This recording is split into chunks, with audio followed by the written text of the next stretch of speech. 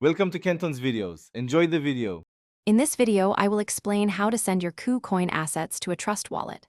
First, you'll need to log into your KuCoin account and navigate to the withdrawal section. Then, open your Trust Wallet to find the correct receiving address for your chosen cryptocurrency. It's crucial to match the network on both platforms to ensure a smooth and successful transfer. We will cover each step in detail, ensuring you understand the process thoroughly.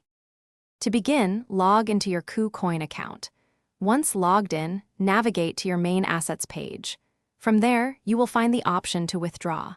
Select this, and then carefully choose the specific cryptocurrency you wish to send to your Trust Wallet. For example, if you are sending Ethereum, ensure you select Ethereum. This initial step is vital for setting up your transfer correctly.